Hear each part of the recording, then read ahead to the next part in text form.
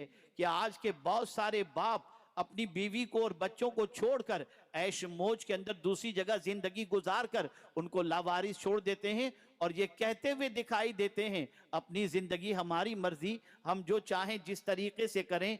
अल्लाह अकबर। ये खुदगर्जी की सोच, ये खुदगर्जी की फिक्र कहां से पैदा हुई? ये खुदगर्जी की फिक्र मीडिया से पैदा हुई, मगरिबी मीडिया से पैदा हुई, जिसकी बुनियाद पर इस फिक्र के जरिए इंसान खुदगर्ज बनता चला गया। और ये बात अच्छी तरीके से याद रखें, जब इंसान खुदगर्ज बन जाता है, जब इंसान सेल्फिश बन जाता है, तो उसके बाद उसकी पोजीशन ये होती है कि वो डिप्रेशन का शिकार हो जाता है।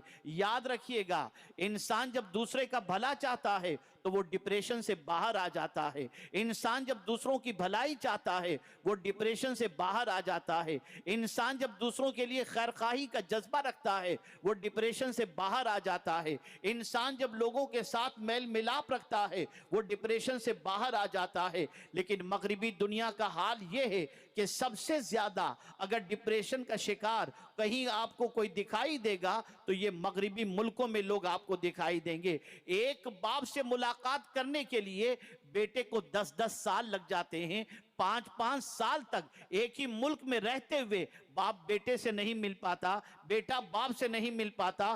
पड़ोस में रहने वाला इंसान न जाने कितने जमाने से रहता है, लेकिन वो अपनी जिंदगी में मस्त है, दूसरा अपनी जिंदगी में मस्त है। अल्लाह अकबर। चुनाचे ये पोजीशन हो चुकी कि आज मगरिबी दुनिया स्ट्रेस और टेंशन और डिप्रेशन के अंदर डूबती चली जा रही है। लेकिन अल्लाह अज़्ज़ व जल्ल ने और उसके रसूल सल्लल्लाहु ताला अलैहि वसल्लम ने हमें जो सोच अता फरमाई वो सोच बड़ी अजीम सोच है।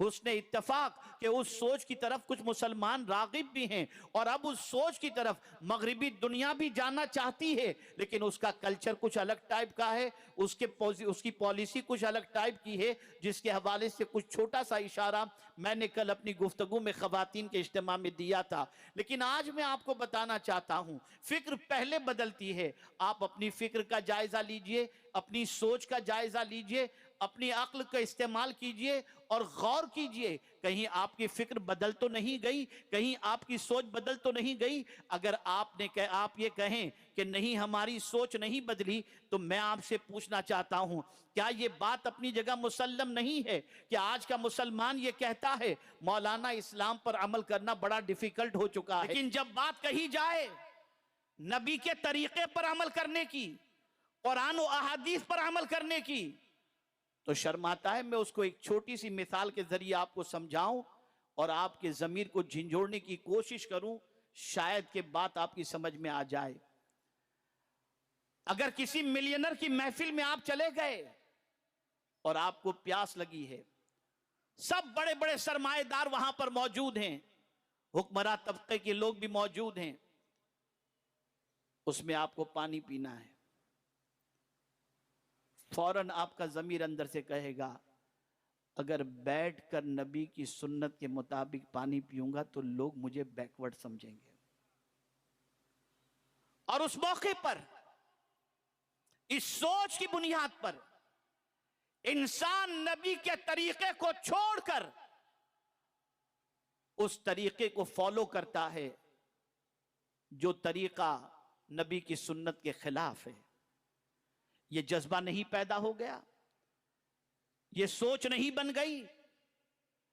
बहुत सारे लोग तो अपने नाम के अंदर इतना शॉर्ट फॉर्म के अंदर नाम रखते हैं कि कहीं से यह पता भी न चल सके कि यह मुसलमान हैं। और कुछ तो ऐसे हैं जो मुसलमान कहलाने में अपने आप के लिए शर्मिंदगी महसूस करते हैं। यह फिक्र बदली कैसे? सबसे पहले आपकी सोच पर हमला शैतान ने किया। आपका राब्ता कुरान से टूटा, आपका राब्ता रसूल आजम सल्लल्लाहु अलैहि वसल्लम की अहादीस से टूटा, आपका राब्ता नेक लोगों से टूटा, आपका राब्ता अच्छों की सोहबत से टूटा। नतीजतन सोच बदल गई। अरे वो कौम क्या तरक्की करेगी जो कौम अपने नबी के तरीके पर अमल करने में शर्म महसूस करती हो।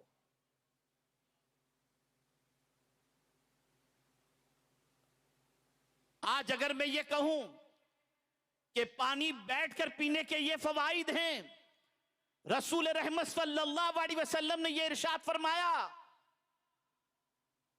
तो जल्दी से किसी के हलक के नीचे बात उतरे या ना उतरे, लेकिन लेकिन अगर मैं ये कहूं कि फला रिसर्च स्कॉलर ने ये कहा कि पानी बैठकर पीने से हार्ट अटैक नहीं होता, तो आदमी कान आंख सब खुले रखकर कहेगा कि अब तो मैं पानी बैठ करके ही पीऊंगा।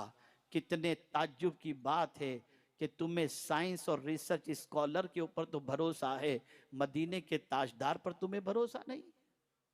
होना तो यह चाहिए था कि इंसानों के सबसे ज्यादा मेहरबान इंसानों में रसूल रहमत सल्लल्लाहु ताला अलैहि वसल्लम हैं कि आकाए करीम सल्लल्लाहु अलैहि वसल्लम जितना इंसानों का भला चाहते हैं, कोई दूसरा उतना भला चाहने वाला इंसानों में है नहीं।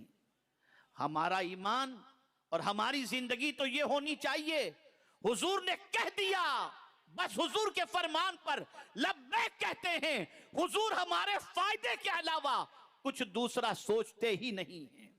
मुआशरे के बड़े लोगों के साथ नशिस्तो बर्खास्त शुरू होती है, इंसान उतना ही इस्लाम से और पैगंबर इस्लाम से दूर होता चला जाता है।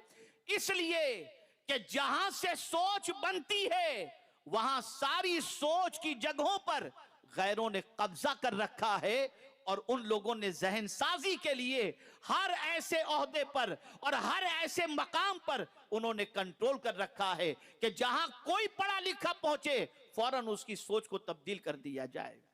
जिनको अल्लाह ने हर एतबार से नवाजा है वो मस्जिद में कब तशरीफ लाते हैं तो आप महसूस करेंगे वो सिर्फ जुमा के खुतबे के खत्म होने का इंतजार करते हैं और उसके बाद 2 रकात पढ़ने के लिए हाजिर हो जाते हैं। हमारी सोच अच्छी कहां से बनेगी? तो मैं आपको बताऊं, कुरान से सोच लो, रसूल रहमत सल्लल्लाहु ताला अलैहि वसल्लम की जिंदगी पाक से सोच लो, और अच्छे लोगों की सोहबत में बैठने की कोशिश करो ताकि तुम्हारी सोच भी अच्छी बन सके। अब आइए मैं आपको समझाऊं, अल्लाह अज़्ज़ व जल्ल ने अपनी किताब के जरिए इंसान को कितनी अच्छी सोच अता फरमाई। फरमाया वअबुदुल्लाह वला तुशरिकु बिही शैआ, अल्लाह की इबादत करो और उसका किसी को शरीक न ठहराओ। अब मेरा मौला सोच बना रहा है, जहन साजी फरमा रहा है कि दुनिया में तुम इंसानों के साथ रहते हो तो तुम्हारा बिहेवियर इंसानों के साथ कैसा होना चाहिए, और तुम अगर ये करोगे तो तुम्हारे लिए कितना फायदा होगा। तुम्हें खुद गर्जी से निकालकर, सेल्फिश होने से निकालकर तुम्हें ऐसे रास्ते की तरफ ले जा रहा है जिस रास्ते की तरफ जाने के बाद तुम्हारी दुनिया भी संवर जाए और तुम्हारी आखिरत भी संवर जाए। पहली बात बताई, अपनी इबादत के बाद वबिल वालिदैनि एहसाना, अपने माँ बाप के साथ भलाई करो। इसलिए कि जाहिर सी बात है कि परवरिश के अंदर माँ बाप ने अपना खून लगा दिया, माँ बाप ने अपनी जिंदगी की जवानी लगा दी, और तुम्हें कुछ बनाने के लिए उन्होंने अपना सब कुछ कुर्बान कर दिया। इसलिए सबसे पहले अगर तुम्हें किसी के साथ भलाई करनी है इंसानों के अंदर, तो अपने माँ बाप के साथ भलाई करो। आज पीराने इज़ाम के पास वज़ाइफ लेने के लिए और तावीज़ात लेने के लिए लोग पहुंचते हैं कि हजरत कोई वजीफा अता फरमाएं जिससे अल्लाह ताला माल में और उम्र में बरकत अता फरमाए। लेकिन हुजूर सल्लल्लाहु अलैहि वसल्लम ने वजीफा अता फरमाया। इरशाद फरमाते हैं, जो शख्स ये चाहता हो कि अल्लाह उसकी उम्र में और उसके माल में बरकत अता फरमाए, उसे चाहिए कि वो रिश्तेदारों के साथ अच्छा सलूक करे। अब आपसे मैं पूछना चाहता हूं, कितने ताज्जुब की बात है कि आज का बच्चा गैरों के बाप से प्यार से बात करता है, गैरों की मां से प्यार से बात करता है, और अपने मां बाप के साथ उसने सुलूक से पेश नहीं आता। आप जरा सोचो, आपके ऊपर हज फर्ज है, लाखों रुपया खर्च करके खाने काबा की जियारत के लिए और हज के फरीजे को अदा करने के लिए आप पहुंचे, लेकिन गारंटी के साथ आप नहीं कह सकते कि आपका किया हुआ हज हज मबरूर है। लेकिन मुस्तफा जान रहमत सल्लल्लाहु अलैहि वसल्लम फरमाते हैं, जिसने एक नजर भी अपने माँ बाप को मोहब्बत के साथ देखा, उस एक नजर पर अल्लाह उसे हज मबरूर का सवाब अता फरमाता है। माँ बाप के साथ उसने सुलूक की तालीम दी गई। वो लोग जो माँ बाप के साए से महरूम हैं, उन्हें महसूस होता होगा कि माँ बाप कितनी अजीम दौलत है। तो पहली चीज बताई गई, माँ बाप के साथ भलाई करो।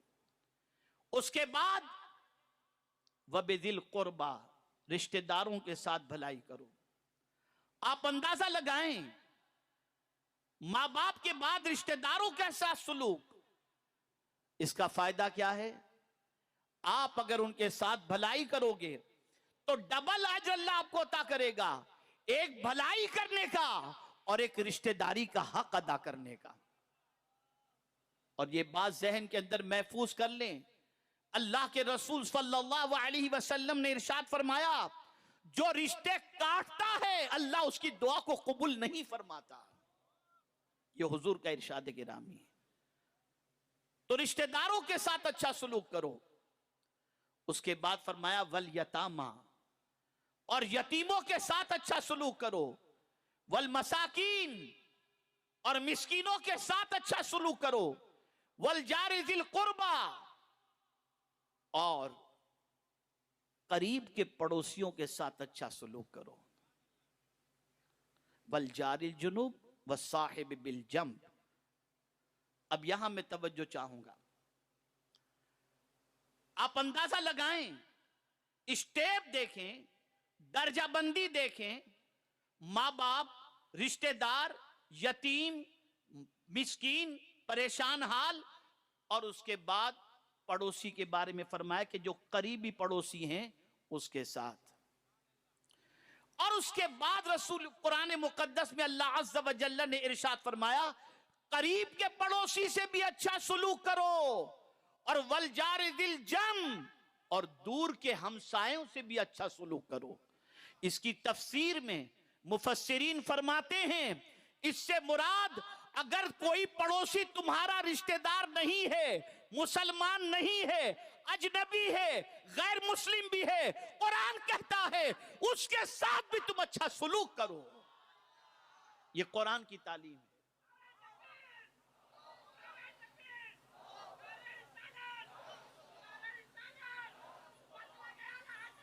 आप अंदाजा लगाएं, रसूल रहमत सल्लल्लाहु अलैहि वसल्लम ने इरशाद फरमाया, पड़ोसी तीन किस्म के होते हैं। एक पड़ोसी मुसलमान है, अगर तुम उसकी खिदमत करते हो, उसका हक अदा करते हो और उसके साथ अच्छा सलूक करते हो, अल्लाह अज़्ज़ व जल मुसलमान होने की वजह से, पड़ोसी होने की वजह से, उसके साथ अच्छा सलूक करने पर अल्लाह तुम्हें दुगना अजर अता फरमाएगा। दूसरा वो शख्स जो पड़ोसी भी है, मुसलमान भी है, रिश्तेदार भी है, अगर तुम उसके साथ सुलूक करते हो, अच्छा सुलूक करते हो, तो अल्लाह ताला तुम्हें 3 गुना अजर अता फरमाएगा। और अगर एक शख्स तुम्हारा पड़ोसी है, मुसलमान नहीं, रिश्तेदार नहीं, गैर मुस्लिम है, अगर तुम उसके साथ अच्छा सुलूक करते हो तो अल्लाह ताला तुम्हें 1 गुना अजर अता फरमाएगा।